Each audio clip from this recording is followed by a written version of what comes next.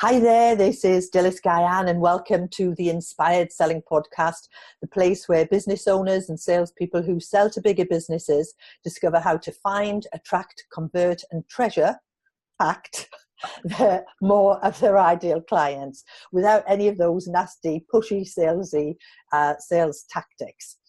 And I am so excited today because I've got a fantastic guest for you, bringing you some wonderful insights about how to decode behaviors and emotions and so on, to really read more about your prospective clients, your clients, and of course your family and your friends.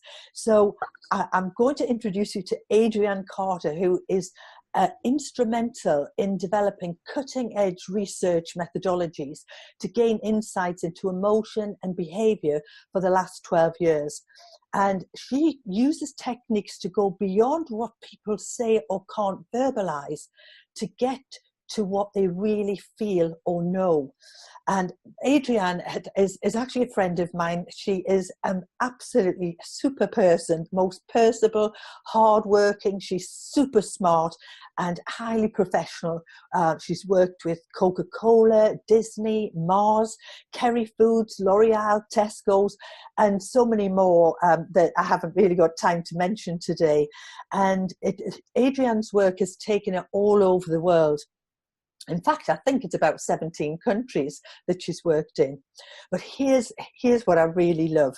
She was used to help law enforcement and government agencies uncover the truth.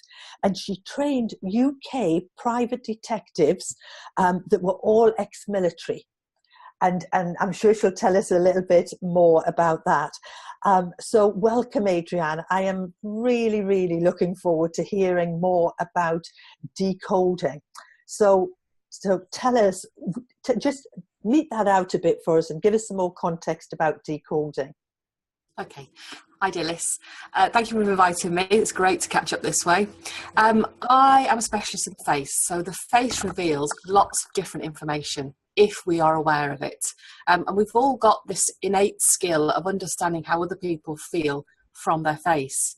I specialise it. I went to California, to the University of California in Berkeley campus, and studied the facial action coding system. And that's a scientific way to understand how other people really feel. So there are 43 muscles in the face. Gosh. And those 43 muscles can make over 10,000 facial expressions. And of those, 3,000 directly relate to emotion. Well, if you think about that, that gives us a little bit of a disconnect because we've got approximately 100 words in the English language to describe how we feel about something. But we've got 3,000 facial expressions, so we can't always say how we really feel. And sometimes we don't want to say how we really feel. And that could just be because we're being polite. It could be because we don't want the other person to know how we really feel. But actually, the truth is always there on another person's face, and our own faces as well. So that's what I do in my day-to-day life, is I stare at people's faces and analyse how they really feel. And sometimes there is a disconnect with what they say they feel, and that's where we get the truth element. So give us an example of that then, Adrianne. So I was, this is a few years ago now, I was in Germany interviewing a prospective agency to work alongside us. So my main core business is market research. And then we do other things as well, which I'll talk to you about in a little bit. But I was interviewing a prospective agency to work along with me on a project so that they could speak German. Obviously, I didn't have that, but I had the analysing skills. So I said to this chap, I said, so it's really important to you then to get to the detail. And he said, oh, absolutely. Absolutely. And his whole face and everything he said just didn't match the absolutely. I mean, his eyebrows furrowed and, you know, his head was saying no. And there was just so much there. I just thought, goodness me, that stuck with me ever since. And we didn't work together on that project because I just didn't feel I could trust him. Yeah. It's interesting, actually, because I was working with some students, actually, from the Said Business School last week. And we were talking about listening to understand, not just listening to hear. And I was talking about, and of course, I haven't got your knowledge. at all, and your experience at all, but I do understand about listening to understand rather than just listening to hear. And I was saying to him about watching expression and body language, and does it match with the words that are coming out? And that was a really good example of that. And I think we come across that a lot, don't we? There are examples of that all around. In my training courses, I've got clips of celebrities being interviewed about, I've got a great one of Cheryl Cole or Tweedy, I'm not sure which one she back is now, but Cheryl, and she's asked about Botox and fillers by Piers Morgan, and her face reveals everything. It's there for us if we just pay attention to it. And you know what, Dilys, really good salespeople are really skilled at this without even trying, a lot of them. They understand other people and pick up the cues. What we do in our training courses is actually help people to have the science behind it, so they know why they've picked up subconsciously, why they don't trust this person, or why they know they're not going to get this sale. So what we do is just give it a little bit of rigor and robustness of why they've got these skills. So why do you think it's important to take it to that next step? And it's obviously prompted you to run workshops on this. Yes. So why? What does it add? And what are the ramifications of not knowing this? What are the problems without it? So I've asked you 2 questions in one there. That's fine. It's time and money, which is what we're all about as business owners and as business people. Even if we're employed, it's about time and money. Always. If you are talking to a prospective client, negotiating, and you see elements of fear in your mind that you can quantify, actually, I could see at that point when I mentioned that they didn't like that. You can take back control of the meeting. You can take back control of the negotiation. If you see fear, there's some hesitation there.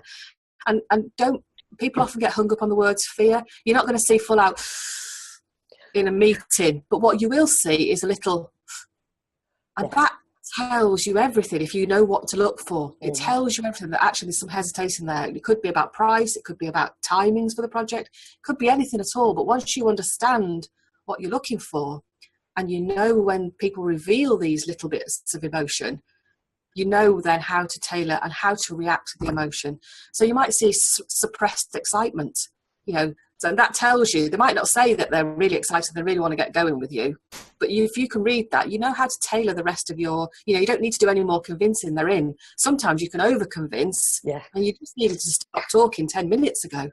So what it does, it saves time and money, because it enhances all of your communication skills.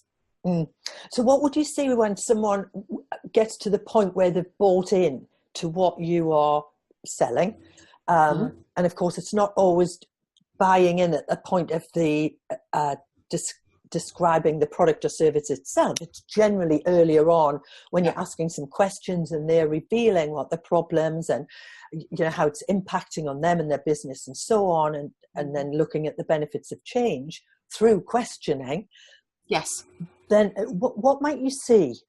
So the best expression to see at that point is when you've described all this, is I'm going to show you now, which is pleasant surprise. I mean, that wasn't great because I'm thinking it, but pleasant surprise. Let's do it together.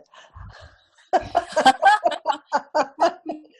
flash. Yeah. That's the most optimum time for people. If you see that on someone else's face when you're in a negotiation, you're in a sales, whatever it is, in any kind of interaction with another person, if you see that quick flash of eyebrow and it's along with a smile, they're in. And that's the one, you've got them, you've convinced them, they're really open to ideas, you've hooked them in. Yeah. And is there something around mirroring people? Is that part of this decoding, or is that a different issue altogether? I mean, I do understand the aspect of mirroring and building rapport, and absolutely you should build rapport. Mirroring is okay, and it's great to do if you're good at it. If you are obviously mirroring somebody else, it can be a little unnatural. So I would say practice it, practice until it becomes second nature, so that it doesn't become forced and, I don't think this is a word, but unauthentic. I'm sure there's a better word, but I can't think of one. I think it's inauthentic, so it's the same thing. Inauthentic, there you go. Yes. Okay, so let's just take a scenario then. Is that something when you scratch your nose? I'm sure somebody said you're lying when you scratch your nose, but honestly, it's just itchy. You've probably just got an itch. And do you know what? Stuff is contagious. I want to itch my nose. No, so, there is no one sign of lying, Dilys. Right. There is no one sign. So it can't be enforced eye contact. It's not blinking. The signs of lying are when someone's behaviour changes from what's their normal baseline.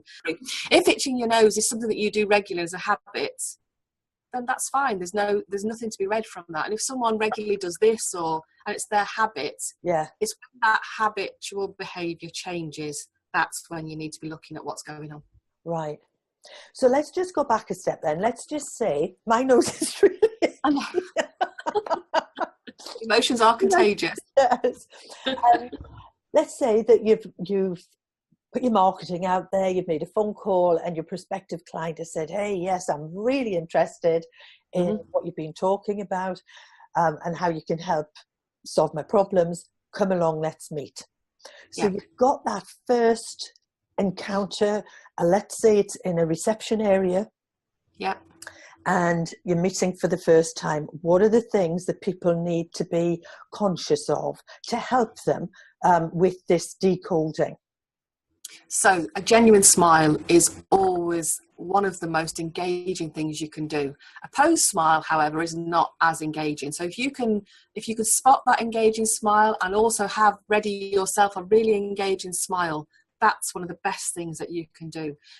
Any hesitation on your client's part, when you get there, your prospective client, and you see any hesitation in their behaviour, it could just be a really simple question like, how are you today? They might have had a really bad journey to work. The kids might be playing up or might be ill. There could be anything. And if you see anything that you think, oh, actually, they don't look great or they don't look as comfortable as I'd like them to be, put them at comfort. Ask them.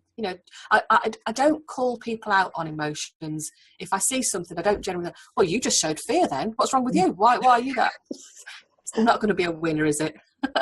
Yes. What I would do is say, how are you feeling this morning?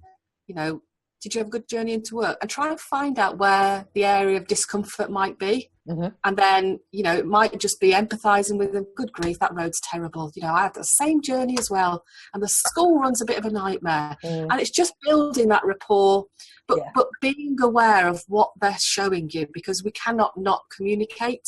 All of us, we're communicating all of the time. Yes. And being aware. And I would say one of the biggest skills that I have and that anyone can have is awareness.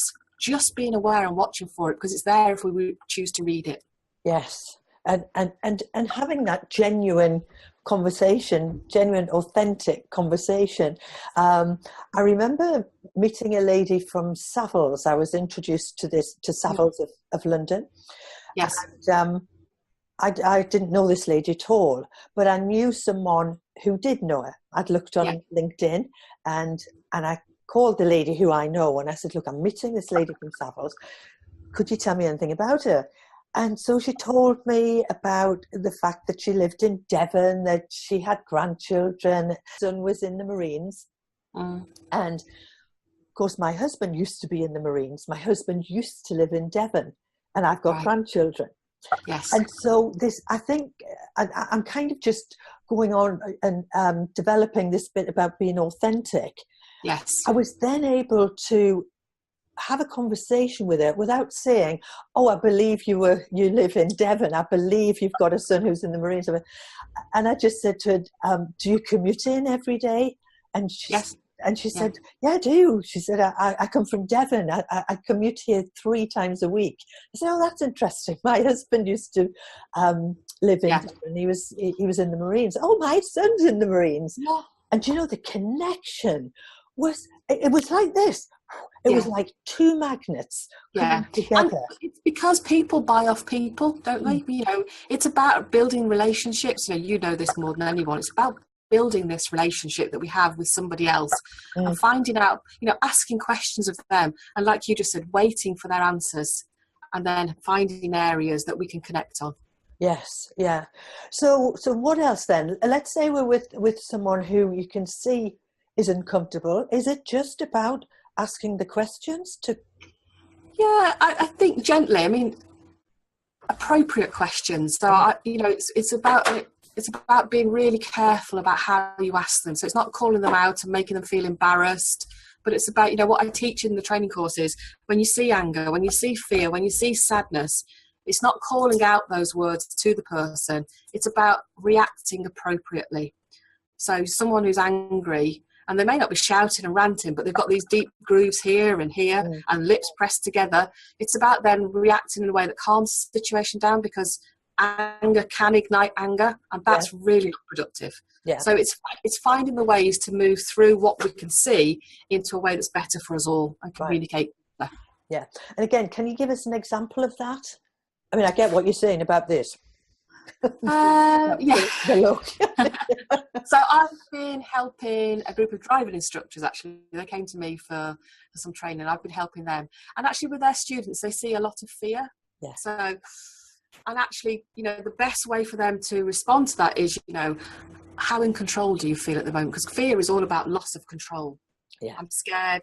I don't feel totally in control of the car. So I've been teaching them the questions to ask is, how in control do you feel of the car? And what they're doing is building this relationship again and making the person feel more comfortable. And then, because what fear does to all of us, it's a paralyzer. It's the fight or flight instinct. And actually, that's really not useful when you're learning to drive. So it's helping people to respond appropriately to what they see and move people that they need to get through that emotion into a better space. Yeah. And I absolutely agree. And what was the other? I was going to pick up on something there, and it's just gone completely out of my mind. But it's understanding or being aware, isn't it? This is the thing. I think this is the key that we're talking about here. Is just the awareness. Yeah. And being engaged with people, being present with people. Yes. Again, last week when I was working with these students, and we were talking about listening to understand, and it was about engaging and being present with the person. And we did a little exercise one way where one person was talking, the other person was just disinterested, and then we were, the person who was talking talked about how they felt when this person was disinterested. And then we did it where they were totally engaged. And the difference was just amazing. Yeah. And I think that's back to your point about being authentic. You can tell when somebody's really interested in you because they want to know. And that's where I think the question, the gentle question, not the interrogation style question, but the gentle question, I call it, comes in really useful. And be genuinely interested. I listen to quite a lot of podcasts as well, and I was listening to one the other day and about being curious. Yes, curiosity is an absolutely great skill to have. Yeah, and a question that I love is, could you just help me to understand that a little bit more? Which one? The question of... Oh, the question, yes, sorry. I thought you were asking me. No. And just using the question to find out more, but saying, could you just help me to understand that a little bit more? And then the people are keen to open up and to tell you. And one of the other... So I'm a Samaritan, as you know, and one of the things that we're taught to do is use silence. Yes. So silence can be great. Use your great question you just said, can you help me to understand that more? And then just be quiet and let the person speak. And actually silence is a really great tool to use when you want someone to open up more and you've asked questions. Just be quiet and let them speak, and they will fill the silence. Yeah. And so this really all leads to people being committed to being present, being authentic, listening for what's not said as well as what is being said. Absolutely. Watching the match of, is what they're saying the same as what is showing? Yeah.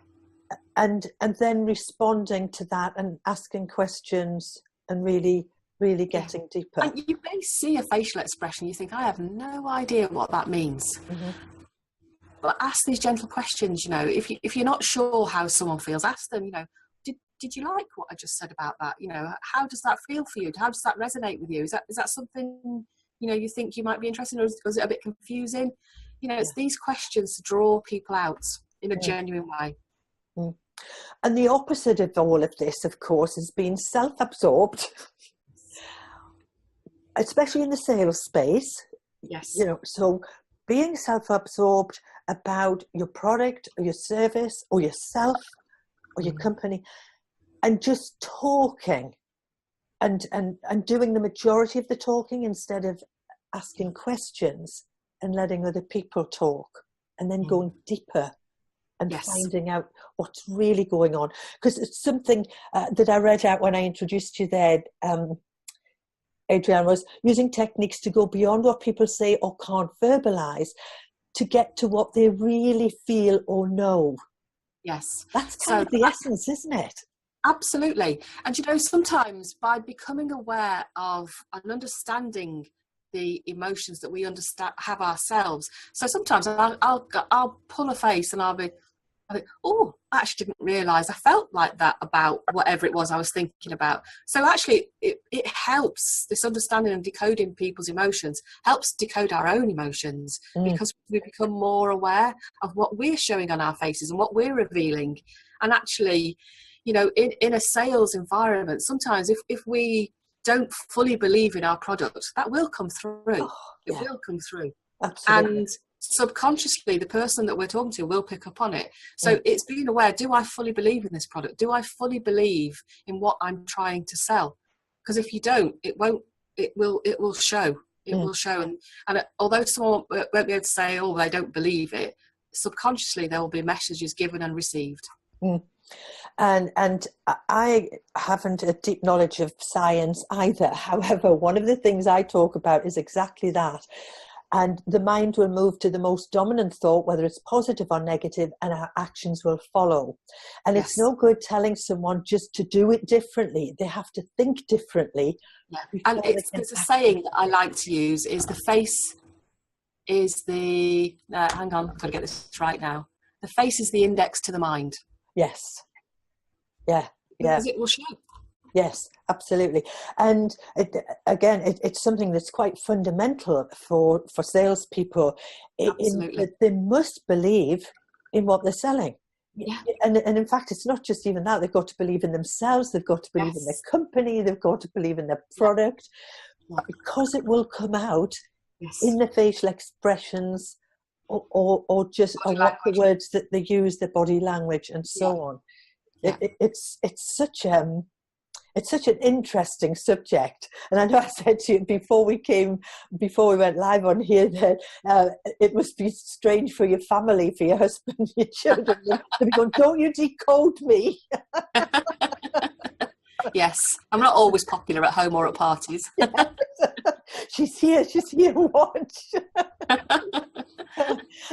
But here's another example. I was running a leadership program, and we were talking about the impact that leaders can have on their teams. Something as small as,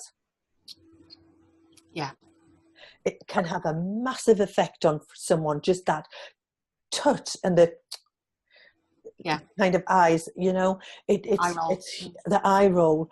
And so for any leaders that are listening in, what kind of tips can you give them? So I would say the one thing, I mean, as leaders, we need our teams to be bought into us and what we want to achieve, because without that, we've got nothing. We're not leading anything if we don't have that buy-in. Yeah. So one of the facial expressions that leaders need to look out for and then work on is contempt. So the facial expression of contempt is that. So one side of the mouth goes up, just one side. And it can look a bit like a half smile. Yeah. I love it, the fact you're trying to do it, Dilys. I bet your students do this when you've got delegates in. I bet they're all doing it. They do. I actually give them mirrors so they can see themselves doing it as well. Yeah. But that one side of the lip goes up. It can look like a half smile. I can't do it to order, but it kind of looks like that. That's it. And that means, I don't believe it. It's lack of respect. Doesn't apply to me. So if we're seeing that in our teams as leaders, if we're seeing this sort of smug or contemptuous face, I wouldn't challenge it again outright. I would just say, you know, you don't seem to be fully bought into what we're trying to achieve. How can I help you get there? What more information do you need? Is there anything you're not sure about? So I would say for salespeople in general and leaders, contempt is the one thing to look out for, because if you're seeing that expression, the person that you are talking to, selling to, whatever, is not bought in. More work needs to be done. And what I love about this is being self-aware. So as the leader, being self-aware of how you are with your people. You know, I always talk about, you have to love your people. Yes. And it's not about bringing people down or making them feel uncomfortable, but you've got to be aware. And this decoding is just another tool, really, to help leaders. I describe it as another layer of insight. Yeah. So you've got lots of knowledge, you've got lots of skills. It's another layer to add to your insight. Yeah. That's explained it perfectly, or described it perfectly. Yeah. So let's just touch on meetings. So let's say you're in you're maybe in a peer group meeting, or you're in a board meeting, or maybe you're at a mastermind meeting. What do we need to be aware of? Everything. Yeah. That didn't help, did it? Yeah. It's those expressions where perhaps people don't verbalise. So they may say, yeah, I'm fine, but actually they look really sad, or they look angry. Mm-hmm. It's those where you don't actually believe them. So it's the facial expressions say one thing and the words say another. Always believe what the face is telling you. Always. Yeah. Because that will be the truth. Even if the person themselves isn't aware of it, what they're showing on their face is how they really feel. Yeah. So let's just encapsulate all of this again then, in terms of, I'm going to let you do it, the key steps that people need to be aware of, whether it be selling to a prospective client, with an existing client, in a team meeting, whether you're a leader, or just generally with people. What are the key elements? So for me, the absolute key is awareness. Mm-hmm. That is number one, because once you become aware, there's lots of information to be had. Mm. And this in an unethical way, because as you know, you and I are both very strong on ethics. It's not an unethical way, but it's there freely given. You know, we can tell people's age roughly and gender from their face, whether they're feeling positive, whether they're feeling negative. It's just taking it an extra step and becoming really aware of what people are telling us. I heard a great quote a couple of weeks ago, you know, if someone shows you who they are, believe them, because that's what they're showing you is who they are. And that's what you work with. You can't change people, and you can't assume everyone is like us. That's number two, actually. Don't assume that the person you're talking to feels the same as you, because what could trigger happiness in me might trigger fear in you. Yeah. So it's, you know, so number one, be aware more than you've ever done before. And number two is, don't assume that everyone will feel the same way as you about something, because it's just the case. And then dig deeper with questions, not in an interrogative way, but gentle questions. Gentle questions. Find out more. Yeah, because and the reason we're finding out more is so we don't assume that it's how we feel about something. Mm-hmm. You know, I could be really excited about something, but you may not be excited about that. But I can't assume that you will be. So it's my gentle question then that will draw out how you really feel about it. Your face will have told me something, but I can then explore that more with you. Yeah. And isn't the outcome of that amazing? When you get to that point and you've communicated in that way and you've been present, that you kind of come together, the relationship strengthens at that point. Absolutely. And that's what all sales is about, relationships with people. Yeah. We buy off people we like or we trust or, you know, we believe in. That's what we're buying. We don't, mostly as salespeople and business owners and leaders, we don't just want this transactional relationship. We want this deeper connection. Yeah. So it's our jobs to understand how they really feel and have that connection with them. Fantastic. Now, I know that you've got a PDF with information and insight. Yes. Would you be kind enough to share that with the audience? I will, yeah. It's a PDF of my new book. It's called Face It. Oh, it's fantastic. time to become a facist. Yeah. So, and it's just building on that awareness. And one thing we haven't touched on is the personality of the face. Mm-hmm. So how we reveal aspects of our personality. So there's loads of information on our face, and what the PDF will do is just help you become more aware. So I'm happy to share that with anyone that wants a copy of that. Brilliant. So how can they access that? Will you give me a link or yeah, I can how give will we you do a link, that? or if they send me an email. So if they send an email to info@d-coded.co.uk, one of my team will send that out to them straight away. Excellent. And I know you run workshops. Yes. Can they find that on your website? We're just having our website re-updated actually, so that it's not on there at the moment. But again, if anyone wants to be made aware of the dates, we've got some dates coming up. One at the end of March, one in April. And again, if they send an email to info@d-coded.co.uk, or actually on our website, current website, our contact details are all on there. Okay. So, and what's your website again, Adrianne? www.d-coded.co.uk. Fantastic. Thank you so much. I was so looking forward to this, and it hasn't disappointed. I really was looking forward to taking a deeper dive into this. So thank you very much, Adrianne. It's been an absolute pleasure. And anyone watching, listening or reading, if you would like to hear more about finding, attracting, converting and treasuring your ideal clients, please come and join us in the Facebook group Inspired Selling. Thanks again. Bye for now.